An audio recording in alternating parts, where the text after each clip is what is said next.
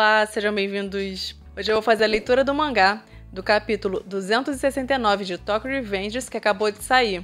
No capítulo passado, nós tivemos a revelação surpreendente de que o Shinichiro é o segundo viajante do tempo, e hoje nós saberemos um pouco mais sobre isso.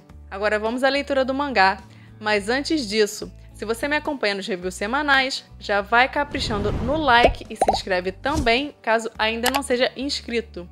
Não esquece também de ativar o sininho para ser avisado dos próximos vídeos, ok? Vamos lá! Bom, galera, assim como na semana passada, eu já deixo desde já o alerta para vocês se prepararem, porque esse capítulo tá pesado. Enfim, vamos lá.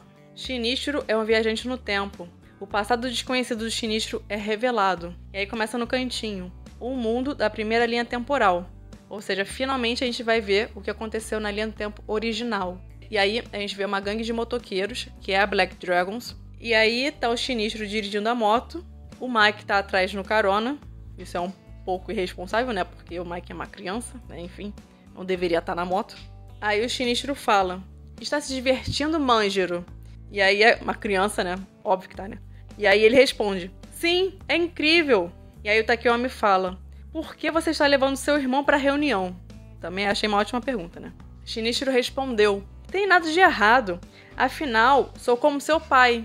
Né, no final das contas, como o pai do Shinichiro morreu, ele se tornou a figura paterna pro Mike e pra Emma. O nome do capítulo é Tudo Deve Passar. Shinichiro continua: eu estou tentando ensinar tudo pra ele enquanto ainda sou jovem. Não é mesmo, Manjiro?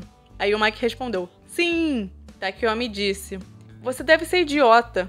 Que tipo de pai ensina seu filho a ser violento? Mais uma vez eu tenho que dar razão pro Takeyomi, né? Enfim. Aí o Benkei disse: você é bem besta, Shinichiro. E aí o Waka sorrindo diz: hahaha, tudo bem se você quiser ser como o Shin-chan. Aí o Mike falou: e escuta, eu também quero aprender a andar de moto. Aí o Shinichiro falou: seu bocó, ainda é muito cedo. Porque tá com medo do Shinichiro falar: não pode, já vou te ensinar semana que vem, né? Enfim. Aí o Mike falou: eu ainda vou ser melhor que você. Aí o Shinichiro olhou pra trás. Ainda bem que o Mike tá de capacete, né? Já, enfim. Bom, aí nós temos uma reunião da Black Dragons. O Shinichiro em cima, né, com posição de destaque, já que ele era o líder. Shinichiro falou: a primeira geração da Black Dragons termina aqui. Aí o povo da Black Dragons começa a chorar, né, porque eles ficaram tristes com a notícia. Shinichiro falou: deixo a próxima geração aos cuidados dos mais novos. Cuidem bem dela, por favor. E aí responderam: sim! Aí Shinichiro falou: não quero acabar sendo dramático, então só tenho uma coisa pra falar. E aí ele tá com lágrima nos olhos e diz: fico feliz ao saber que passei minha adolescência com todos vocês. E aí esse painel do Shinichiro dissolvendo a Black Dragons é muito parecido com o painel do Mike dissolvendo a Toman. Só que aqui o Shinichiro tava chorando, né? Shinichiro continuou dizendo: então se sintam orgulhosos de terem lutado na Black Dragons. Lembre desse momento quando estiverem com dificuldades. Vivam suas vidas com orgulho. E aí o pessoal da gangue começa a comemorar pelo discurso. O Mike tá olhando pra ele com um olhar admirado. Takeyomi, Benkei e o Waka estavam chorando. Na verdade, o Takeyomi tá se debulhando em lágrimas, né? Enfim. Aí passa para outro momento no flashback do Shinichiro. Ele tá na frente do túmulo do pai e disse o seguinte: pai, Manjiro tem mais potencial que eu.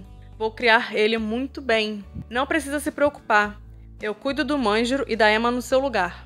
Aí depois que ele visitou o túmulo do seu pai, ele tava andando na rua e pensou: devia comprar alguns presentes pra levar.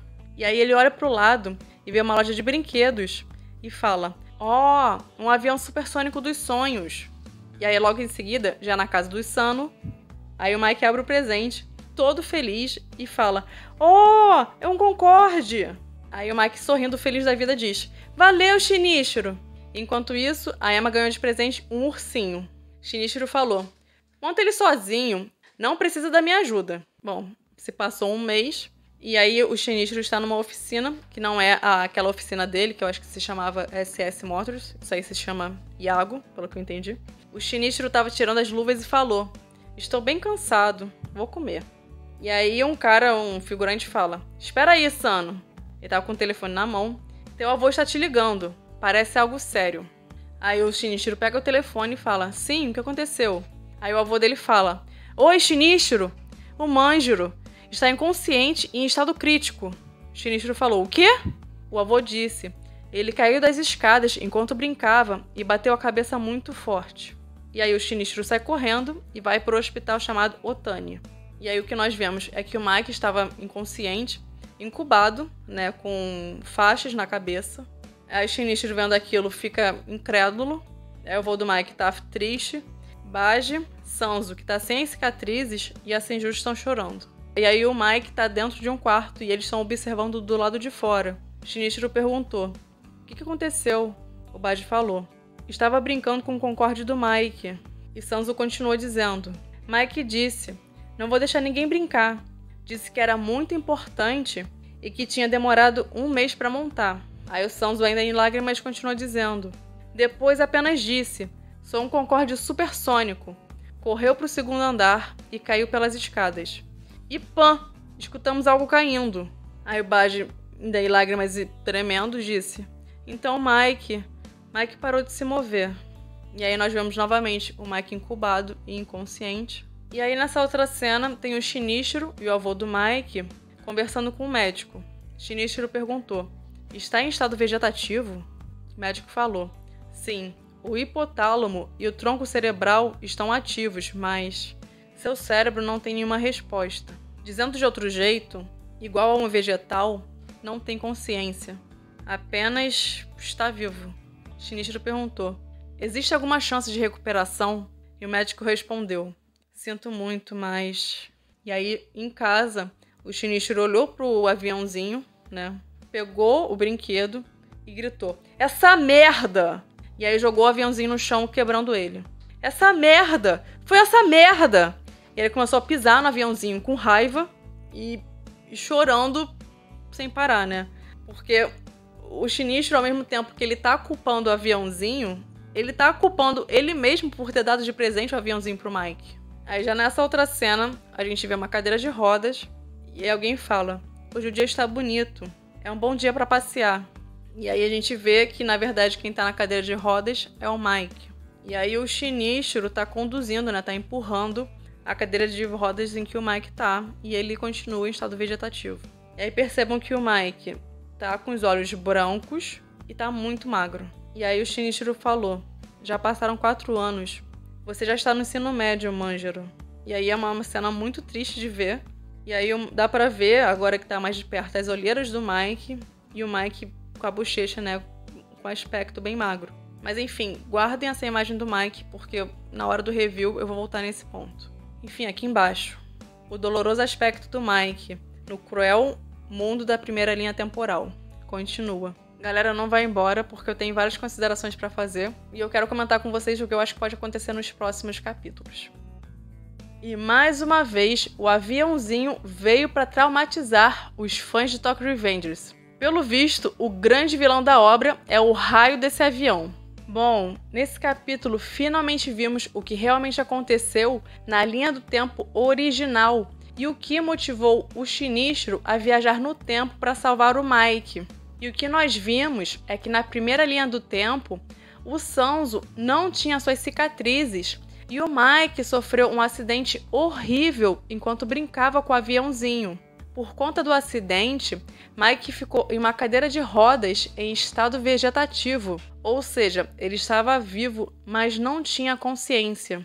Isso é o que sabemos até agora. O que a gente ainda não sabe é exatamente como e quando o Shinichiro voltou, o que ele fez para alterar o dia em que o Mike se acidentou e quem é o gatilho. A gente sabe que em Tokyo Revengers, o que faz alguém retornar no tempo é a forte motivação de mudar algum fato do passado. Foi isso que nós vimos acontecendo com Takemichi. Com relação à pergunta, quando o Shinichiro voltou, em tese, o que faria mais sentido seria voltar no tempo antes de dar o maldito avião pro Mike, já que ficou claro que o próprio Shinichiro culpou o avião por tudo que aconteceu. Afinal, quando ele chegou em casa, ele quebrou o brinquedo. Só que quando a gente acompanhou o flashback da Senju, que faz parte da linha do tempo atual, vimos que não só o Shinichiro deu o aviãozinho pro Mike, como ele também disse ao Mike para cuidar bem do avião. Afinal, ele demorou 1 mês para montar aquilo.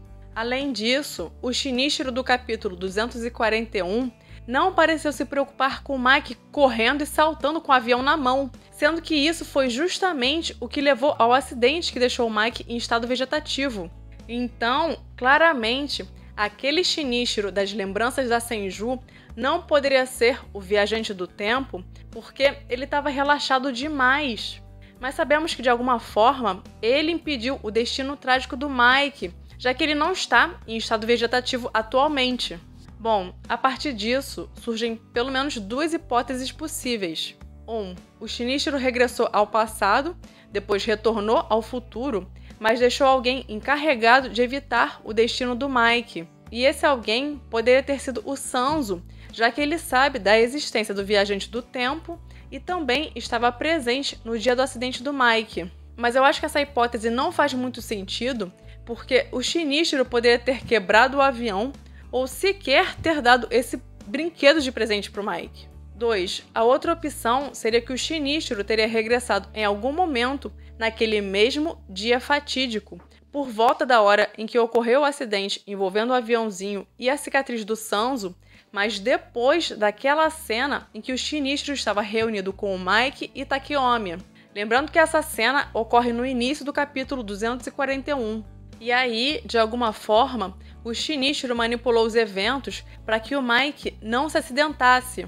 A questão que fica é, o que ele poderia ter feito? Será que o Shinichiro regressou e alterou o passado para que a Senju quebrasse o avião ao invés do Mike? Será que o Shinichiro já tinha quebrado o avião antes da Senju pegá-lo? Nesse caso, o Mike não iria mais correr carregando o brinquedo e não se machucaria. Será que, de alguma forma, o Shinichiro provocou a queda da Senju? Eu acho que não, né? Porque seria bem louco e irresponsável um adulto fazer isso com uma criança só para quebrar o brinquedo. Além disso, a Senju poderia se machucar seriamente no lugar do Mike, né?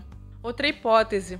Será que o Shinichiro estava lá no momento em que ocorreu o incidente que resultou na cicatriz do Sanzo e saiu antes da Senju chegar? Eu realmente não sei o que pode ter ocorrido, mas é certo que o Shinichiro agiu de alguma maneira. Tanto é que resultou nos eventos da linha do tempo atual. Eu tô bem curiosa para entender o que o Shinichiro fez nesse dia. E se alguém já tiver alguma ideia, comenta aí. Enfim, a grande pergunta que fica é: quem é o gatilho do Shinichiro? Baji, Sanzo, Waka? Bom, considerando que o Sanzo era muito próximo do Mike desde a infância e que ele já sabia sobre o segundo viajante do tempo, talvez o gatilho do Shinichiro tenha sido o próprio Sanzo. De qualquer modo, quando o Shinichiro voltou ao passado, ele pode ter compartilhado seus planos com a versão criança do gatilho, Baji ou Sanzo, por exemplo, assim como Takemichi conversou com Naoto criança, bem no início do mangá. Bom, um outro ponto. E os impulsos sombrios? Eu acho que eu falo sobre isso toda semana. Bom, eu não sei se vocês perceberam, mas o capítulo de hoje pode realmente ter dado mais uma pista sobre os impulsos sombrios. Como eu falei no último vídeo, eu acredito que os impulsos sombrios do Mike podem ser uma espécie de eco ou resquício da personalidade dele da linha do tempo original. E essa minha teoria pode ter sido confirmada nesse capítulo. Mas por que isso? A gente já sabe, através do próprio Mike, que quando os impulsos sombrios tomam conta dele, ele sente que a sua mente fica em branco, como se ele estivesse perdendo a consciência. E isso parece compatível com o Mike da linha do tempo original, que estava em estado vegetativo, pois o próprio médico disse que o estado do Mike era semelhante a uma planta que, embora o corpo estivesse vivo, não tinha consciência. Como originalmente o Mike estava em estado vegetativo, isso pode explicar por que o Mike sente que a sua mente fica em branco quando é tomado pelos impulsos sombrios. Uma coisa que me chamou a atenção foi a fala do médico, em que ele disse especificamente que o hipotálamo e o tronco cerebral mantiveram suas funções normalmente, ou seja, não foram afetadas pelo estado vegetativo do Mike. E você deve estar se perguntando, o que isso tem a ver? Como essa fala do médico me chamou a atenção, eu fui pesquisar quais eram as funções desempenhadas por essas duas áreas do cérebro que ainda estavam em funcionamento enquanto o Mike estava em estado vegetativo. E olha só o que descobri. O pessoal da área da saúde me corrija se eu estiver errada. Quando eu pesquisei sobre hipotálamo, eu descobri que é responsável pelas funções básicas do corpo. Por exemplo, manutenção da temperatura corporal, fome, sede e o mais interessante é que ele também regula a parte dos instintos primitivos e dos impulsos mais fortes do ser humano. Tanto é assim que Freud associava o hipotálamo ao inconsciente humano. Calma, gente, não dorme, já vai fazer sentido. Já o tronco cerebral é justamente a parte do corpo que regula os movimentos reflexos do ser humano. Então repare que no estado vegetativo do Mike estavam em funcionamento as partes que regulavam os impulsos mais fortes do ser humano e os movimentos reflexos. Isso pode explicar o que acontece com o Mike quando está tomado pelos impulsos sombrios, ficando com os olhos brancos. Nesse momento, o Mike pode ter sido possuído pela sua versão da linha do tempo original, que não age por maldade, mas sim por puro impulso e movimento reflexo. Vocês podem até achar que é a viagem da minha cabeça, mas se vocês olharem as 2 últimas páginas do capítulo, quando o Mike está na cadeira de rodas em estado vegetativo, qual é a cor dos olhos dele? Branco. E se vocês repararem, a aparência dele, tirando a magreza, é muito parecida com o Mike quando está tomado pelos impulsos sombrios. E se analisarmos tudo o que aconteceu nesse capítulo, faz ainda mais sentido a frase dita pelo Mike, no sentido de que os impulsos sombrios nasceram por causa do amor do Shinichiro. Lembrando que tais impulsos surgiram a partir da intervenção do Shinichiro na linha temporal, né? Isso ficou claro no capítulo passado. Então, será que os impulsos sombrios realmente têm relação com o estado vegetativo do Mike da linha do tempo original? Um outro ponto. Como o Mike, na linha do tempo original, estava em estado vegetativo, e nessa linha do tempo em que estamos acompanhando ele não está, isso significa que o Mike é uma anomalia temporal. E a partir disso surgiram algumas consequências. Percebam que a própria Toman é uma anomalia temporal, já que a gangue sequer teria existido. Afinal, na época da criação da gangue, o Mike estava em estado vegetativo. E não existindo a Toman, o Kazutora não iria roubar a moto para dar de presente para o Mike e o Shinichiro não morreria. Ou seja, praticamente tudo o que a gente viu nesses quase 270 capítulos não teria acontecido. E uma coisa interessante é que no capítulo de hoje, a Emma ganhou um ursinho de presente do Shinichiro, sendo que na linha do tempo atual, o ursinho foi dado pelo Draken. Reparem que o próprio Draken não estava na linha do tempo original por conta do estado vegetativo do Mike. Então, a impressão que fica é a seguinte: ainda que o curso dos acontecimentos seja alterado, muitas consequências vão surgir a partir disso, possivelmente até a própria morte do viajante. Mike não se acidentou, mas em compensação, ele teve que vivenciar a morte de Shinichiro, Emma, Baji e Draken. Na linha do tempo original, o Mike sofreu, e agora, após as alterações por conta das viagens no tempo, ele continuou sofrendo. Então será que o Mike teria um destino em que ele passaria por sofrimento de qualquer forma, independente do que aconteça? Eu espero que não, né? Mas, enfim, será que isso quer dizer que tudo isso é culpa do Shinichiro? Bom, de forma objetiva, não deixa de ser, né? Mas é aquela coisa, se você estivesse no lugar do Shinichiro e estivesse vendo seu irmão, um ente querido ou seja lá quem for, em estado vegetativo, definhando cada vez mais, sem chance de melhora, e se você tivesse a chance de mudar isso, eu acredito que muitos de vocês iriam voltar no tempo para salvar essa pessoa querida. E no caso do Shinichiro, ele ainda se sentia culpado porque foi ele quem deu o aviãozinho de presente para o Mike. Então, fazendo um exercício de empatia, eu entendo porque o Shinichiro regressou no tempo. Mas não podemos negar que, mesmo sem saber o que aconteceria, a sua atitude causou um grande impacto na vida de muita gente, né? E o que você teria feito no lugar do Shinichiro? Pensa aí com calma e me conta nos comentários. Bom, pelo menos no próximo capítulo, ainda teremos a continuação desse flashback, provavelmente com revelações bombásticas. Até porque ainda temos muitas perguntas e nós precisamos de respostas. E também temos esse rascunho do Shinichiro postado pelo Ken Wakui, o que demonstra que o flashback irá continuar no mínimo até o capítulo 270. Enfim, eu espero que você tenha gostado desse vídeo e se foi o caso, eu te peço para se inscrever caso ainda não tenha feito isso. Aproveita também para clicar no like e compartilhar o vídeo com algum amigo. Não esquece também de ativar as notificações para não correr o risco de perder novos vídeos. Eu vou ficando por aqui. Até breve!